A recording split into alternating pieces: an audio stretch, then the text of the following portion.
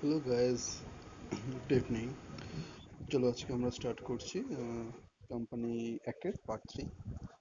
Last দিন অব্দি আমি শিখেছিলাম যে প্রাইভেট কোম্পানি কাকে বলে। সেখানে আমরা শিখেছিলাম প্রাইভেট কোম্পানিতে মিনিমাম দুজন থাকতে হবে। ওকে, মিনিমাম দুজন থাকতে হবে, ম্যাক্সিমাম 200 জন থাকতে হবে। একটা নির্দিষ্ট ক্যাপিটাল লিমিট বলে দিয়েছিল, যেটাতে বলা হবে কি নির্দিষ্ট ক্যাপিটাল লিমিট বলা ছিল। তারপরে বলা ছিল কি প্রাইভেট কোম্পানির শেয়ার ফ্রিলি ট্রান্সফারেবল নয়, মানে ইজিলি তাকে one hand to one hand transfer করা যায় না, তার জন্য অনেক কমপ্লিকেশন থাকে। তো এরকম কিছু বলা হয়েছিল। আজকে আমরা করব বেসিক্যালি কি প্রাইভেট লিমিটেড কোম্পানির কাজ করবো, ঠিক আছে? Private limited company. ওকে, চলো দেখা যাক। Private limited, sorry, public limited আমরা করবো, আমরা করবো পাবলিক লিমিটেড কোম্পানি করবো। কেমন?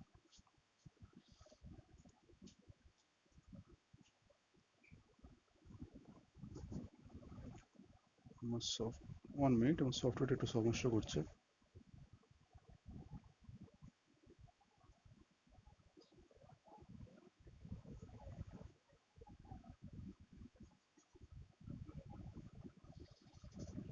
চলো। পাবলিক লিমিটেড কোম্পানি তো কি বলছে দেখো, পাবলিক লিমিটেড কোম্পানি সেই কোম্পানি যে কোম্পানি প্রাইভেট কোম্পানি নয়। মানে পাবলিক লিমিটেড কোম্পানি হচ্ছে সেই সমস্ত কোম্পানি যেই কোম্পানিগুলো প্রাইভেট কোম্পানি নয়। প্রাইভেট কোম্পানিতে কোন কোম্পানিগুলোকে প্রাইভেট কোম্পানি বলে? যে কোম্পানিগুলোর মিনিমাম 200 জন থাকতে হবে, ম্যাক্সিমাম, সরি, মিনিমাম মেম্বার 2 জন, ম্যাক্সিমাম মেম্বার 200 জন, শেয়ার ফ্রিলি ট্রান্সফারেবল নয়, মানে আমি চাইলেই শেয়ারকে ট্রান্সফার করতে পারবো না, অনেক কিছু থাকতে হবে আর কি, নর্মাল কিছু ম্যাটার ছিল, তো সেইগুলো প্রাইভেট কোম্পানি বলে। আর প্রাইভেট কোম্পানি বাদে অন্যান্য সমস্ত মানে কোম্পানিকে পাবলিক কোম্পানি মানে মোস্ট অফলি বলা হয়। মানে public company means the company which are not private company, ঠিক আছে? তো কি বলছে, পাবলিক কোম্পানি হলো সেই সমস্ত কোম্পানি যেগুলো প্রাইভেট কোম্পানি নয়। প্রস্তাব মতো ন্যূনতম আদায়ের শেয়ার মূলধন থাকবে, মানে মিনিমাম সাবস্ক্রাইব ক্যাপিটাল থাকতে হবে। ন্যূনতম আদায়কৃত ক্যাপিটাল মানে অর্থের পরিমাণ, মানে ইনিশিয়াল ইনভেস্টমেন্ট, যেটা মিনিমাম সাবস্ক্রাইবড ক্যাপিটাল বা ন্যূনতম আদায়কৃত মূলধন থাকতে হবে। যে ন্যূনতম সদস্য সংখ্যা হলো 7 জন। আচ্ছা, প্রাইভেট কোম্পানির ক্ষেত্রে মিনিমাম কজন ছিল ভাই? প্রাইভেট কোম্পানির ক্ষেত্রে মিনিমাম 2 জন ছিল। দুটো লোক থাকলে আমি প্রাইভেট কোম্পানি করতে পারবো, বাট পাবলিক কোম্পানির ক্ষেত্রে মিনিমাম কজন থাকতে হবে? মিনিমাম 7 পার্সেন্ট থাকতে হবে। তো পাবলিক কোম্পানির ক্ষেত্রে মিনিমাম মেম্বার হতে হবে 2 জন। আর প্রাইভেট, সরি একটু ভুল বললাম, প্রাইভেট কোম্পানির ক্ষেত্রে মিনিমাম মেম্বার হবে 2 জন। আর পাবলিক কোম্পানির ক্ষেত্রে মিনিমাম মেম্বার হবে 7 জন, ঠিক আছে? এবং সর্বোচ্চ কোনো বিধিনিষেধ নেই। দেখো প্রাইভেট কোম্পানির ক্ষেত্রে, মানে যেটা আগে শিখেছিলাম, প্রাইভেট কোম্পানির ক্ষেত্রে ম্যাক্সিমাম ম্যাক্সিমাম 200 জন মেম্বার থাকতে পারে। বাট পাবলিক লিমিটেড কোম্পানির ক্ষেত্রে ওরকম কোনো ম্যাক্সিমাম লিমিট নেই। তুমি যত ইচ্ছা 200, 2000, 2 লাখ, যত ইচ্ছা তুমি মেম্বার আনতে পারো, যত ইচ্ছা তুমি মেম্বার আনতে পারো, ঠিক আছে? তো এই সমস্ত আহ, যদি আমি অ্যানালিসিস করি, তাহলে আমি কিছু ফিচার পাবো প্রাইভেট কোম্পানি। কিরকম কোম্পানির ফিচার পাবো দেখো। প্রথম কথা হচ্ছে পাবলিক কোম্পানি সেই কোম্পানি যেগুলো প্রাইভেট কোম্পানি নয়। ফার্স্ট একটা আমি জানতে পারলাম। আচ্ছা, মিনিমাম একটা পেড আপ ক্যাপিটাল থাকতে হবে, মিনিমাম পেড আপ ক্যাপিটাল একটা থাকতে হবে, যেটা আমাকে company accept time to time depend করে। আজকে ধরুন পেড আপ ক্যাপিটাল গভর্নমেন্ট বললো যে 5 লাখ রুপিস থাকতে হবে, মানে আমার যদি মিনিমাম ক্যাপিটাল 5 লাখ থাকে তবেই আমি পাবলিক কোম্পানি হিসেবে রেজিস্টার করতে পারবো। 5 লাখের কম থাকলে আমি পাবলিক কোম্পানি হিসেবে রেজিস্টার করতে পারবো না। আর 5 লাখের বেশি থাকলে তো অবভিয়াসলি করতে পারবো। তো এই যে অ্যামাউন্ট আছে না, বারবার টাইম টু টাইম চেঞ্জ হয়। তো আমাকে আপাতত মনে রাখতে হবে যে মিনিমাম পেড আপ ক্যাপিটাল, যেহেতু টাইম টু টাইম চেঞ্জ হয়, তাই এর পার্টিকুলার কোনো ডেফিনেশন মানে অ্যাকচুয়ালি ক টাকা সেটা বলার দরকার নেই, কারণ এটা রেগুলার বেসিসে চেঞ্জ হয়। আচ্ছা, এরপর কি হতে হবে? পাবলিক কোম্পানি সহায়ক কোম্পানি যা প্রাইভেট কোম্পানি হিসেবে গঠিত হচ্ছে, মানে কি দেখো ধরে নাও পাবলিক কোম্পানি তো বুঝে গেলে, একটু বড় সাইজ। এই যে এটা আমি একটু পরে বলবো, জানো তো, এই পয়েন্ট আমি একটু পরে বলবো, তো তোমাদের বুঝতে সুবিধা হবে। আচ্ছা, মিনিমাম কজন থাকবে? মিনিমাম 7, মিনিমাম পার্সন থাকবে 7, ঠিক আছে? আর তো মিনিমাম মেম্বার 7 থাকবে। আচ্ছা, পরিচালক মিনিমাম কজন হবে? মিনিমাম 2 জন হবে, ম্যাক্সিমাম 15 জন হবে। পরিচালক মানে হচ্ছে ডিরেক্টরস। দেখো মেম্বার্স আর ডিরেক্টরদের পার্থক্য কি, ধরে নাও আমার আমি কোম্পানির শেয়ার কিনলাম, আমি ধরে নাও টাটা কোম্পানির শেয়ার কিনলাম, আমি অন্য কোনো কোম্পানির শেয়ার কিনলাম। অনলাইনে শেয়ার কেনা বেচা হয়, সবাই হয় জানি, ঠিক আছে? আমি কোম্পানির শেয়ার কিনলাম। আজকে যখন আমি কোম্পানির 200টা শেয়ার কিনলাম, কালকে আমি মুম্বাইতে গিয়ে টাটা কোম্পানিতে গিয়ে বলতে পারি এই কোম্পানির 200টা শেয়ার আমার আন্ডারে আছে, এখন আমি যা বলবো কোম্পানি তাই করবে, বা আমি যা ম্যানেজমেন্টে আমি যা ডিসিশন দেবো সেটা কোম্পানি করবে? না, আমি সেটা করতে পারি না, কারণ আমি হচ্ছি কোম্পানির মেম্বার। মেম্বার আর ডিরেক্টরের মধ্যে পার্থক্য হচ্ছে, মেম্বার হচ্ছে টাকা দেয়, মানে ঋণ দেয়, আর ডিরেক্টর কোম্পানিকে চালায়, কোম্পানি ম্যানেজ করে। ঠিক আছে? তো মেম্বার আর ডিরেক্টরের মধ্যে এটাই পার্থক্য। মিনিমাম কজন থাকতে হবে মেম্বার? 7 জন। আর মিনিমাম ডিরেক্টর কজন থাকতে হবে? 3 জন। আচ্ছা, আমাকে ম্যাক্সিমাম মেম্বার কত বলেছে পাবলিক কোম্পানি? একটু আগেই বললাম পাবলিক কোম্পানির ক্ষেত্রে কোনো ম্যাক্সিমাম লিমিট নেই, ওয়াইরাস প্রাইভেট কোম্পানির ক্ষেত্রে ম্যাক্সিমাম 200 জন। বাট পাবলিক কোম্পানিতে ম্যাক্সিমাম তুমি যত ইচ্ছা করতে পারো, কোনো লিমিট নেই। আর ডিরেক্টর মিনিমাম কজন? মিনিমাম 3 জন ডিরেক্টর থাকতে হবে, আর ম্যাক্সিমাম 15 জন ডিরেক্টর। ম্যাক্সিমাম 15 জন ডিরেক্টর। বাট হ্যাঁ, ম্যাক্সিমাম 15 জন বললেও ঠিক আছে, বাট যদি মনে হয় যে কোম্পানি অনেক বড়, ম্যাক্সিমাম 15 জন দিয়েও পুরো কোম্পানিকে ম্যানেজ করা পসিবল নয়, তাহলে স্পেশাল সিদ্ধান্ত নিতে হবে বোর্ড, মানে মিটিং এতে স্পেশাল রেজলিউশন নিতে হবে, নিয়ে এই সংখ্যা 15 থেকেও বাড়ানো যেতে পারে, সেটা আমার উপর নির্ভর করছে। আচ্ছা, প্রাইভেট কোম্পানির ক্ষেত্রে বলেছিলাম শেয়ারগুলো ইজিলি ট্রান্সফার করা যাবে না, মানে আমি চাইলে তোমাকে ইজিলি আমার শেয়ার দিতে পারবো না, অনেক ডকুমেন্টেশন করতে হবে, সবাইকে জানাতে হবে, অনেক জিনিসপত্র আছে। ওয়াইরাস পাবলিক কোম্পানির ক্ষেত্রে শেয়ার ফ্রিলি ট্রান্সফারেবল, মানে আমি ইজিলি আমার শেয়ার ট্রান্সফার করতে পারি। পাবলিক মানে যে কেউ নিতে পারে, পাবলিক মানে যে কেউ নিতে পারে। শেয়ার ডিবেঞ্চার বিলি পাবলিক মূলধন। আমি দেখো, প্রাইভেট লিমিটেড আগের ক্লাসে যখন করেছিলাম তখন বলেছিলাম যে প্রাইভেট লিমিটেড লোকেরা আহ, যখন টাকা দরকার পড়বে, ক্যাপিটাল দরকার পড়বে, শেয়ার বিক্রি করবে, সেই সময় পাবলিক নোটিশ দিতে পারবে না, টিভিতে অ্যাড দিতে পারবে না, কিছু করতে পারবে না। প্রাইভেটলি যাকে যাকে দরকার শুধু তাদেরকেই জানানো হবে চিঠি দিয়ে বা অন্য কোনো মাধ্যম দিয়ে। পাবলিকলি ফর অল এই নোটিফিকেশন ইস্যু করা যাবে না, for all invitation of share দেওয়া যাবে না। তো তাহলে ইনভিটেশন অফ শেয়ার পাবলিকলি কারা দিতে পারবে? প্রাইভেট কোম্পানি দিতে পারবে না। কারা দিতে পারবে? পাবলিক কোম্পানি, মানে অ্যাড দিতে পারে, যে টিভিতে অ্যাড দিয়ে দিল যে ভাই আমার শেয়ার বিক্রি হচ্ছে তুমি কেনো। তাহলে কি হবে? যে কেউ গিয়ে কিনতে পারবে, যে অ্যাড দেখবে সেই কিনতে হবে। বাট প্রাইভেট কোম্পানির ক্ষেত্রে সেরকম কোনো নিয়ম নেই, সেরকম কোনো নিয়ম নেই। ঠিক আছে?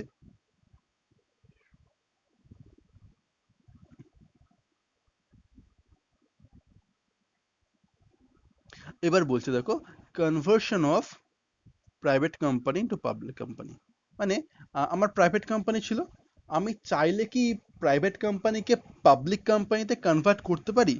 মানে ধরে নাও আমি একটা ব্যবসা শুরু করলাম অ্যাজ আ প্রাইভেট কোম্পানি, আমার ছোটখাটো কোম্পানি ছিল, আমি ব্যবসা শুরু করলাম প্রাইভেট কোম্পানি। এরপর ধীরে ধীরে আমার ব্যবসা অনেক বাড়লো, তাহলে কি আমি সরকারের কাছে রিকোয়েস্ট করে আমার প্রাইভেট কোম্পানিকে পাবলিক কোম্পানি করতে পারি? বা সরকার কি কোনো সময় আমাকে ম্যান্ডেটরি বলে দিতে পারে যে ভাই তুমি আর প্রাইভেট কোম্পানি নাও, তুমি পাবলিক কোম্পানি? মানে ধরে নাও আমি প্রাইভেট কোম্পানি থাকতে চাই, বাট আমি সরকারি কিছু নিয়ম থেকে পেরিয়ে গেলাম, তো সেই সময় কি আমাকে সরকার বলতে পারে তাহলে তুমি আর প্রাইভেট কোম্পানি নয়, আজ থেকে তুমি পাবলিক কোম্পানি? যেমন ধরে নাও আমার প্রাইভেট কোম্পানিতে ম্যাক্সিমাম কতজন বলেছিল, ম্যাক্সিমাম মেম্বার কতজন বলেছিল? 200 জন। ধরে নাও আমার 200 জন থেকে 200 জন বলেছিল, ধরে নাও আমার 202 জন হয়ে গেল, তাহলে কি আমি আর প্রাইভেট কোম্পানি থাকলাম? কারণ প্রাইভেট কোম্পানিতে বলেছিল ভাই ম্যাক্সিমাম মেম্বার তুই 200 জনকে নিতে পারবি, আর আমার 202 জন হয়ে গেছে এখন ইন প্রেজেন্ট, তাহলে আমি কি আর প্রাইভেট কোম্পানি থাকলাম? তো এরকম অনেক কিছু কেস আছে যেখানেতে প্রাইভেট কোম্পানি থেকে পাবলিক কোম্পানিতে ট্রান্সফার করা যেতে হয় বা যেতে পারে। তো কি বলছে, ভারতীয় কোম্পানি আইনের 14 নম্বর ধারা মানে নাম্বার 14 সেকশন অনুযায়ী পরিমেল নিয়মাবলী মানে হচ্ছে article of, sorry, memorandum of association. পরিমেল নিয়মাবলী মানে হচ্ছে, সরি, পরিমেল নিয়মাবলী মানে article of association. Article of অ্যাসোসিয়েশনের মধ্যে কিছু চেঞ্জেস আনতে হবে এবং কোম্পানি পাবলিক কোম্পানিতে রূপান্তরিত হতে পারে। প্রাইভেট কোম্পানি পাবলিক কোম্পানিতে রূপান্তর হওয়ার জন্য ফার্স্ট কি করতে হবে? পরিমেল নিয়মাবলী মানে আর্টিকেল অফ অ্যাসোসিয়েশনে গিয়ে কিছু চেঞ্জেস করতে হবে। তবে এই সিদ্ধান্তের জন্য স্পেশাল রেজলিউশন নিতে হবে। স্পেশাল রেজলিউশন মানে হচ্ছে বোর্ড মিটিং করতে হবে, সেখানেতে 1/3, মানে ইয়েস বলতে হবে। 1/3 মানে যতজন থাকবে তার 1/3 লোককে, মিনিমাম 1/3 লোককে ইয়েস বলতে হবে। ঠিক আছে? সরি, 1/3 নয়, আমি ভুল বললাম, 4/3 লোককে ইয়েস বলতে হবে।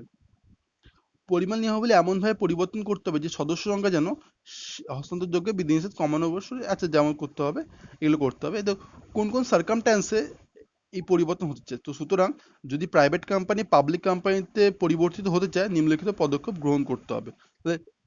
কি কি প্রসেস আছে, মানে কি ভাবে একটা প্রাইভেট কোম্পানি একটা পাবলিক কোম্পানিতে কনভার্ট হয়ে যেতে পারে। দেখো প্রাইভেট কোম্পানি আলাদা, পাবলিক কোম্পানি আলাদা।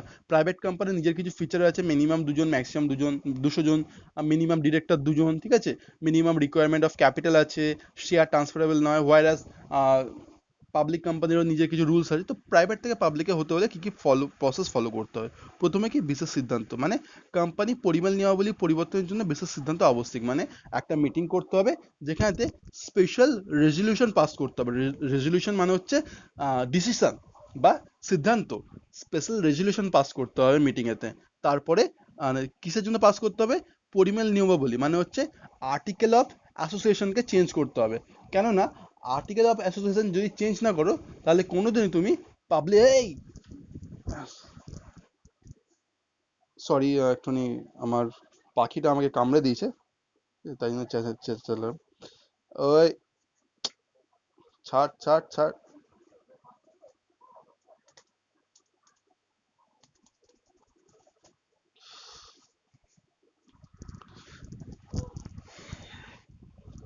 চলো, বিশেষ সিদ্ধান্ত বা স্পেশাল রেজলিউশন পাস করতে হবে, ঠিক আছে।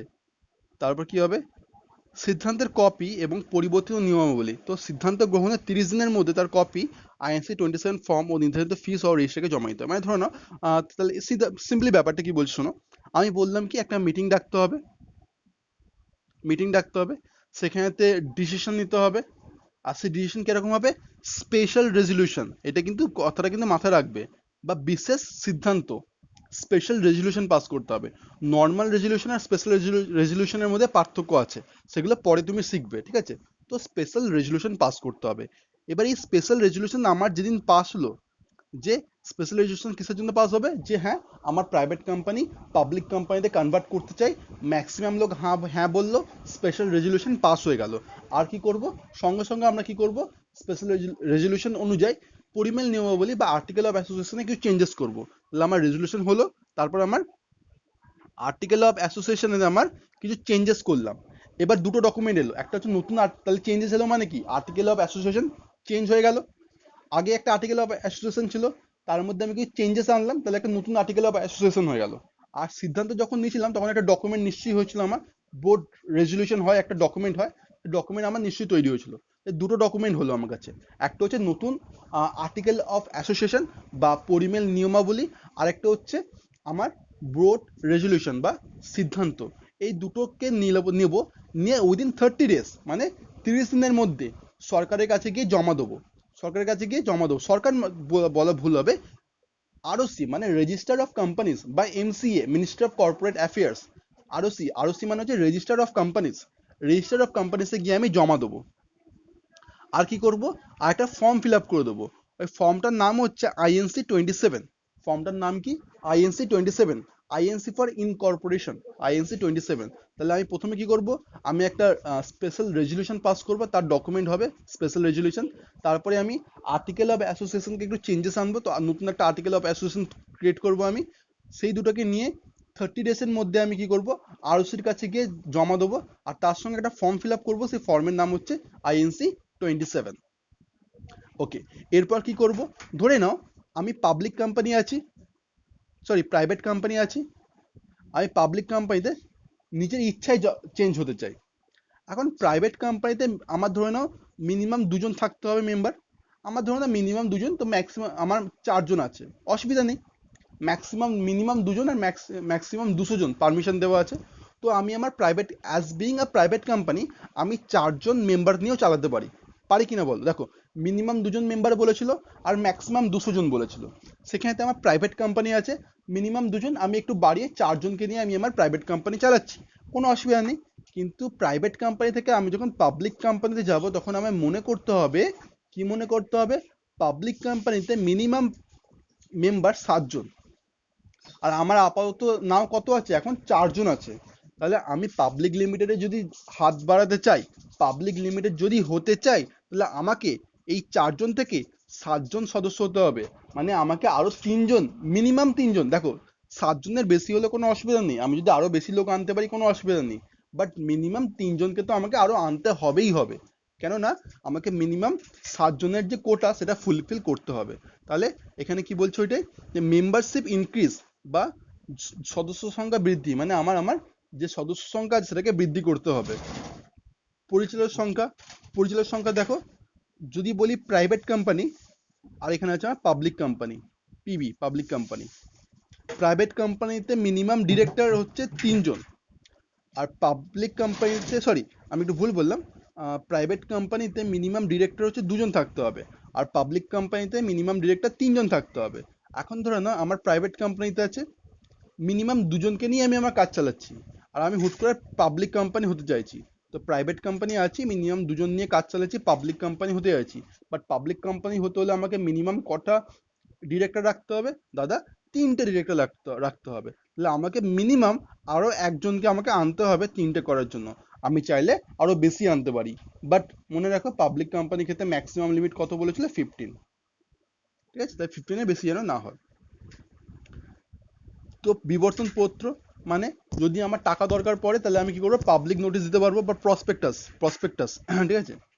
প্রসপেক্টাস কি জিনিস আমি এখন ছোট করে বলছি, পরে তোমার প্রসপেক্টাসের উপরে ডিটেল চ্যাপ্টারই আছে, তো সেখানে ভালোভাবে শিখবে। প্রসপেক্টাস মানে হচ্ছে, ধরে নাও আমি আমার কোম্পানির শেয়ার বিলি করব। শেয়ার বিলি করলে কি হবে? আমি আমার কোম্পানির শেয়ার তোমাকে বিক্রি, ধরে নাও তোমাকে, আমার কোম্পানি আছে, আমি তোমাকে শেয়ার দেবো। শেয়ার দিয়ে তোমাকে শেয়ার সার্টিফিকেট দেবো, আর তার আগে তুমি আমাকে কি দেবে? টাকা দেবে, ক্যাশ, বা ব্যাংকে তুমি আমার টাকা দেবে। তো আমি তোমার থেকে টাকা নেবো, আর আমি তোমাকে শেয়ার দেবো। তো এবার এইটা একটা মার্কেটিং এর কাজ, যে তুমি আমার থেকে আমার কোম্পানির শেয়ার কেন নেবে, আমার কোম্পানিতে কেন তুমি তোমার টাকা ইনভেস্ট করবে। তাই তোমাকে আমায় সন্তুষ্ট করতে হবে যে আমার কোম্পানি এই এই সিচুয়েশন, তাহলে আমার কোম্পানির শেয়ার আপনি নিন। তো তোমার সন্তুষ্ট করার জন্য আমি একটা প্রসপেক্টাস ছাপাবো, মানে প্রিন্ট আউট বার করবো, বিলি করবো প্রসপেক্টাস। সেই প্রসপেক্টাস একটা ডকুমেন্ট বিলি করবো, যেখানেতে আমার কোম্পানি সম্বন্ধে ডিটেলে কথা লেখা থাকবে। আমার কোম্পানি কেমন, কি করে, কতদিন ধরে চলছে, কোম্পানির মালিক কারা কারা, কোম্পানির প্রফিট কত হচ্ছে লাস্ট কয়েকটা বছরেতে, সব ডিটেল সুন্দরভাবে লিখে দেবো, যাতে করে তুমি দেখে তোমার কোম্পানি সম্বন্ধে কোনো ডাউট না থাকে, আর তুমি ইজিলি আমার কোম্পানিতে ইনভেস্ট করতে চলে আসো। তো এই যে ডকুমেন্ট যেটা আমি রেডি করব মার্কেটিং এর জন্য আমার শেয়ারের, তাকেই বলা হচ্ছে প্রসপেক্টাস। প্রসপেক্টাস এতটা ছোট ব্যাপার নয়, অনেকটাই বড় ব্যাপার। আমি পরে তোমাকে আরো যখন চ্যাপ্টারে যাব, প্রসপেক্টাসের নিজের একটা বড় চ্যাপ্টার আছে, সেই চ্যাপ্টারে যখন যাব আমি তোমাকে ডিটেলে শিখিয়ে দেবো যে প্রসপেক্টাস কি জিনিস। ঠিক আছে, প্রসপেক্টাস কি জিনিস আমি ডিটেলে শিখিয়ে দেবো।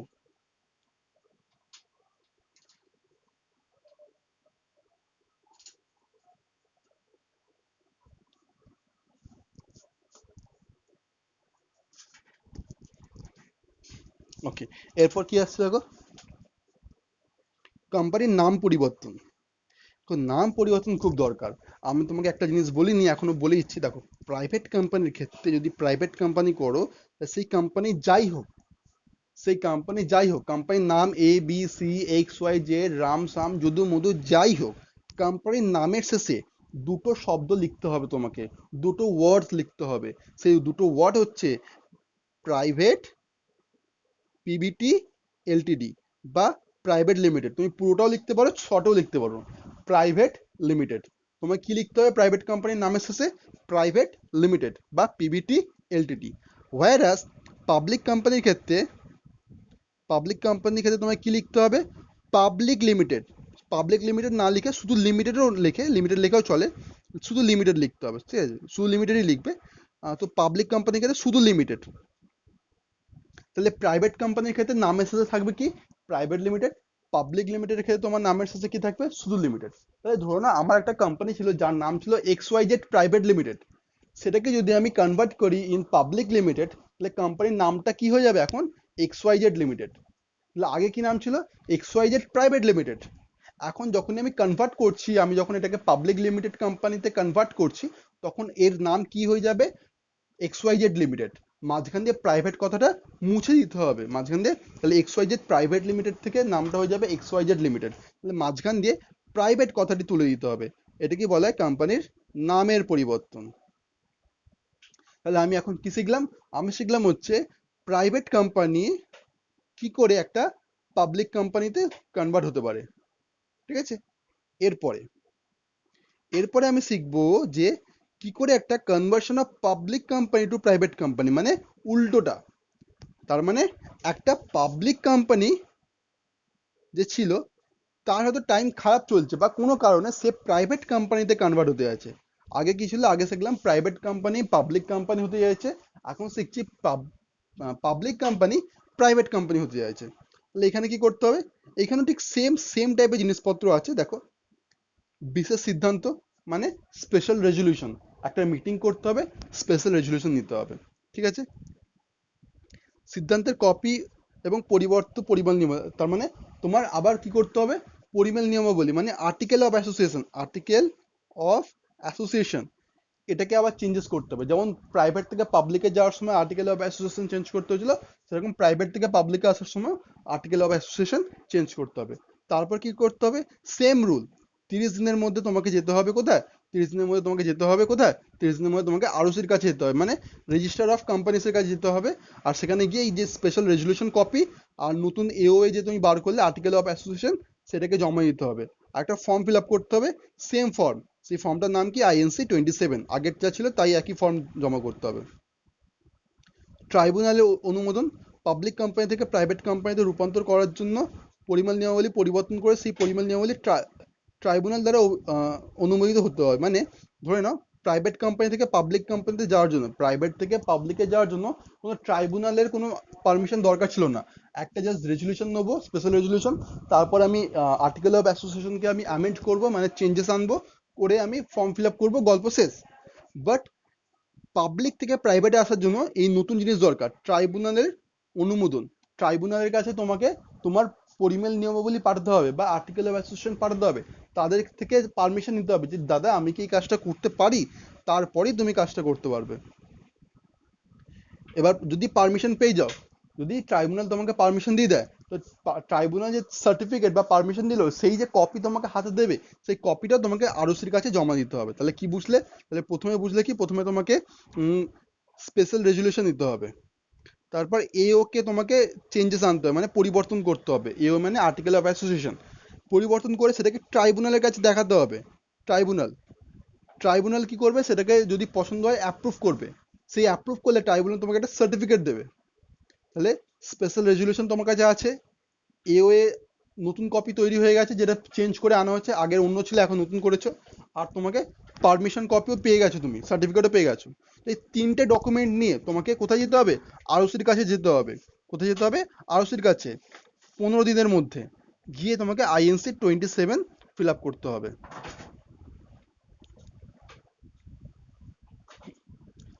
কোম্পানির নামের পরিবর্তন, তাই দেখো যদি তোমার কোনো পাবলিক কোম্পানি থাকে তার নাম কি ছিল, XYZ, শুধু লিমিটেড XYZ লিমিটেড ছিল। এখন যদি এটা তোমার প্রাইভেট কোম্পানি হয়ে যায়, তাহলে XYZ PVT LTD হয়ে যাবে, মানে প্রাইভেট লিমিটেড। তো এই চেঞ্জেসটাকে আনতে হবে, ঠিক আছে, এই চেঞ্জেসটাকে আনতে হবে। সদস্য সংখ্যা হ্রাস দেখো পাবলিক কোম্পানিতে ম্যাক্সিমাম কত সদস্য থাকবে তার কোনো বলে দেয়নি কিছু, ম্যাক্সিমাম যা ইচ্ছে রাখা যেতে পারে। ধরে নাও আমার কোম্পানিতে ম্যাক্সিমাম, আমার কোম্পানিতে ধরে নাও সদস্য সংখ্যা 500 জন আছে, আমি রাখতে পারি। কেন রাখতে পারি, কারণ আমার পাবলিক কোম্পানি, আমার ম্যাক্সিমাম কত বাধা নিষেধ কিছু বলে দেয়নি। বাট প্রাইভেট কোম্পানির ক্ষেত্রে বাধা নিষেধ আছে, প্রাইভেট কোম্পানির ক্ষেত্রে ম্যাক্সিমাম কজন হতে হবে, 200 জন। তাহলে যখন আমি পাবলিক কোম্পানি ছিলাম তখন আমার কাছে 500 জন লোক ছিল, তাহলে আর প্রাইভেট কোম্পানি হতে হলে আমার কাছে ম্যাক্সিমাম কতজন হতে হবে, 200 জন। তাহলে আমাকে 300 জনকে সরাতে হবে লিস্ট থেকে, বলে ভাই তোদেরকে আর শেয়ার নিতে হবে না, তোরা কেটে পড়, তোরা আর মেম্বার নই। মানে মিনিমাম 300 জন, আরও চাইলে আরও বেশি আমি কমাতেই পারি, তো মিনিমাম 300 জনকে আমার সরাতে হবে, তারপরে কি আমি প্রাইভেট কোম্পানি হতে পারবো। হয়ে গেল। এটা দেখো জরিমানা, ভারতীয় কোম্পানি আইন অনুযায়ী যদি প্রাইভেট কোম্পানির সদস্য সংখ্যা 2-এর বেশি হয়ে যায়, মানে প্রাইভেট কোম্পানির সদস্য সংখ্যা 2 এবং পাবলিক কোম্পানির সদস্য সংখ্যা 7-এর নিচে নেমে যায়, মানে কি বলছে, প্রাইভেট কোম্পানি মিনিমাম সদস্য সংখ্যা কত ছিল, মিনিমাম 2 জন, আর প্রাইভেট কোম্পানি পাবলিক কোম্পানির ক্ষেত্রে মিনিমাম 7 জন। যদি কোনোভাবে এর নিচে নেমে যায় আর কোম্পানি যদি 6 মাসের বেশি এইভাবে চালায়, সেক্ষেত্রে কজন সদস্য কারবার চাইছে তার সংশ্লিষ্ট মামলা করা হবে। তাহলে কি বলছে দেখো, প্রাইভেট কোম্পানিকে বলেছিল ভাই দেখ তুই যা কর, মিনিমাম 2 জন মেম্বার আমার দরকার, মিনিমাম 2 জন মেম্বার দরকার, প্রাইভেট কোম্পানিকে এটা বলা আছে। পাবলিক কোম্পানিকে বলা আছে ভাই পাবলিক কোম্পানিকে কি বলা আছে, ভাই তুই যা কর, মিনিমাম 7জন মেম্বার রাখবি। এবার ধরে নাও প্রাইভেট কোম্পানির ক্ষেত্রে 2জনের থেকে কমে গেল, বা পাবলিক কোম্পানির ক্ষেত্রে 7জনের থেকে কমে গেল। এরকম কমে যাওয়া অবস্থায় যদি কোম্পানি এরকম ভাবে চলতে থাকে, কম নিয়েই, মানে কমে যাওয়া মানে কি, তোমার কোম্পানি অ্যাক্টকে না মেনে কাজ চলছে, এরকম ভাবে যদি চলতে থাকে, আর এইভাবে যদি 6 মাসের বেশি চলে, তাহলে সেক্ষেত্রে যে লোকগুলো এইসব কাজের জন্য দায়ী, সব জানা সত্ত্বেও কোম্পানিকে চালিয়ে গেছে, সেই লোকগুলোকে কি করতে হবে, জরিমানা বা পেনাল্টি দিতে হবে।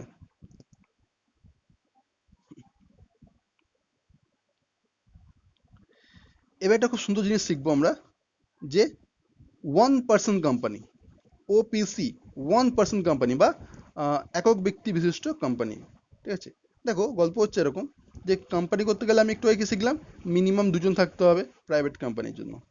এখন আমি একা আছি, আমি একটা কোম্পানি করতে চাই, বাট আমি চাই না আমার ব্যবসাতে অন্য কাউকে আনতে। দেখো মিনিমাম প্রাইভেটের জন্য মিনিমাম 2জন তো থাকতেই হবে, বাট আমি একা আছি, আর আমি চাই না আমার ব্যবসার শেয়ার অন্য কাউকে দিতে, আর আমি চাই একটা কোম্পানি খুলতে। তাহলে কি আমার আশা কোনোদিন পূর্ণ হবে না? আমি কি আমার একা নিয়ে কোনোদিন কোম্পানি খুলতে পারবো না? কারণ রুল তো বলেইছে এটা করা যাবে না। জি, আমরা আগে পারতাম না, আগে একটা লোককে নিয়ে কোম্পানি খোলা যেত না, কেউ একা কোম্পানি খুলতে পারতো না, মিনিমাম 2জন লাগবে প্রাইভেটের জন্য, আর 7জন লাগবে পাবলিকের জন্য। বাট একজনকে দিয়ে কোনো কোম্পানি খোলার কোনো পারমিশন ছিল না। বাট এইটা কি 2013 সালে 2013 কোম্পানিজ অ্যাক্টে বলা হয়েছিল, যে 2013-এর পর থেকে বলা হয়েছিল যে হ্যাঁ, একটা লোক যদি চায় 1% কোম্পানি করতে পারে, মানে একজনই কোম্পানির মালিক হবে, একজনই কোম্পানির সৃষ্টিকর্তা হবে। তো ওয়ান কোম্পানি বলতে বিশিষ্ট মানে স্পেশাল কিছু কোম্পানিকে বোঝায়, যাদের সদস্য সংখ্যা একজন। সদস্য সংখ্যা কজন বা মেম্বার কজন? একজন। মেম্বার 2জন বা 7জনের কোনো নিয়ম নেই, একাই মেম্বার। ঠিক আছে,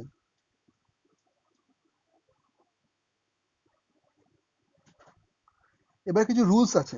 কি বলছি, capital requirement of in case of 1% company. একটা 1% কোম্পানি হতে গেলে মিনিমাম কত টাকা বা ম্যাক্সিমাম কত টাকা ক্যাপিটাল রাখতে হবে? কি বলছে দেখো, পেইড আপ ক্যাপিটাল মিনিমাম কত হবে? সরি, না maximum, sorry, paid up capital maximum কত, মিনিমাম কোনো রুল বলে দেয়নি। মিনিমাম কোনো রুল বলে দেয়নি, বলেছে কি ম্যাক্সিমাম, কত হবে, 50 লাখ রুপিস।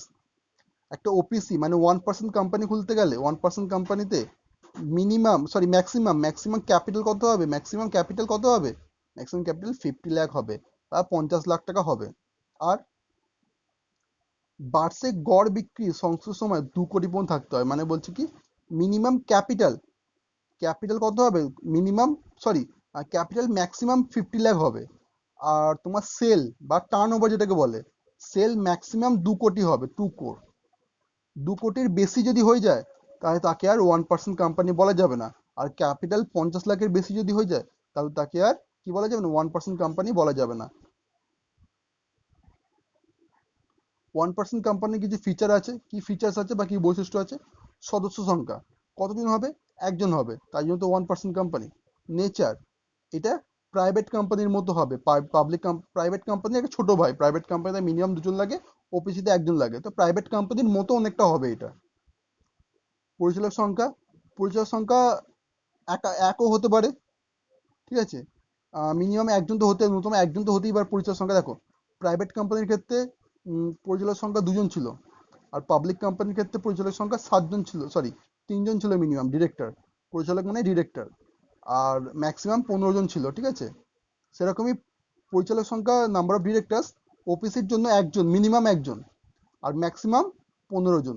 মিনিমাম একজন, ম্যাক্সিমাম 15জন, মানে ওপিসি 1% কোম্পানির ক্ষেত্রে ডিরেক্টর মিনিমাম একটা, ম্যাক্সিমাম 15টা থাকতে হবে। টাইপ অফ মেম্বার্স, মেম্বারগুলো কি হতে হবে? Citizen and resident of India হতে হবে, ন্যাচারাল হতে হবে। ঠিক আছে,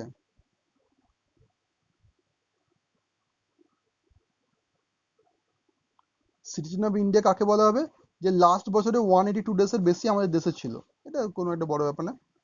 নমিনি রাখতে হবে, যেহেতু দেখো তুমি ব্যাংকে গেলে, তোমার একার একটা অ্যাকাউন্ট আছে, বলে না নমিনি রাখতে, সেরকমই তোমার যদি একার কোম্পানি, দেখো দুজনের যদি কোম্পানি হতো, মিনিমাম 2জন যদি থাকতো কোম্পানিতে, তাহলে একজন মারা গেলে আরেকজন কোম্পানি চালাতো।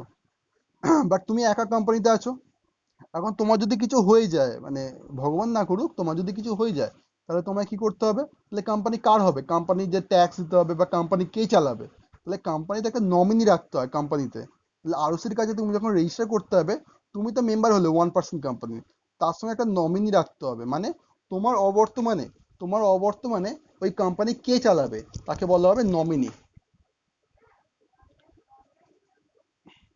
নাবালকের স্থান, মানে নাবালক বা মাইনর। মাইনর মাইনর কি? একটা ওপিসি করতে হয় 1% কোম্পানি করার জন্য মিনিমাম কজন মেম্বার দরকার? ভাই একজন দরকার। তো সে একজন কি মাইনর হলে চলবে? না, নাবালক এই জাতীয় কোম্পানির সদস্য হতে পারেন না। তো minor can not be member of a OPC বা 1% কোম্পানি। তো মাইনর কোনোদিন 1%, মানে তোমার বয়স যদি 18 বছর নিচে হয়, তুমি কি কোনোদিন একটা ওপিসি রেজিস্টার করতে পারবে না। হিসাব সংক্রান্ত বিষয়, ম্যাটার্স রিলেটেড টু অ্যাকাউন্টিং। ঠিক আছে, ওপিসির ক্ষেত্রে নগদ প্রবাহ, ক্যাশ ফ্লো বিবরণী, ক্যাশ ফ্লো স্টেটমেন্ট প্রস্তুতের প্রয়োজন নেই। শুধুমাত্র কি করতে হবে? আহ, বার্ষিক রিটার্ন পরিচালনা সহ করতে হবে। এটা নর্মাল ব্যাপার, খুব একটা বড় ব্যাপার না, ক্যাশ ফ্লো দরকার নেই। তো যদি কোম্পানিতে বলেছিল কি ক্যাপিটাল কত হয়, 50 লাখ হবে ম্যাক্সিমাম, আর সেল কত হবে, 2 কোটি হবে। ম্যাক্সিমাম ক্যাপিটাল কত হবে, 50 লাখ হবে, আর সেল কত হবে, 2 কোটি হবে।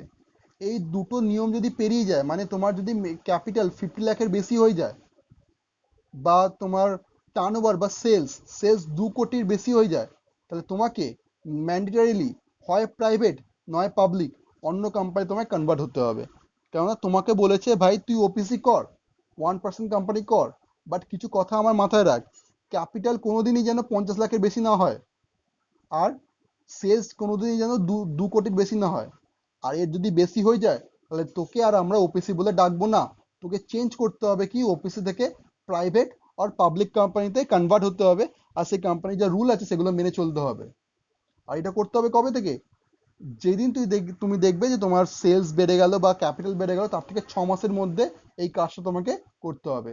তাই তো যেদিন থেকে আমার 50 লাখ বা 2 কোটি যে কোনো একটা রুল আমি ভেঙে ফেললাম, সেই দিন থেকে 6 মাসের মধ্যে আমায় এই কাজ কমপ্লিট করতে হবে।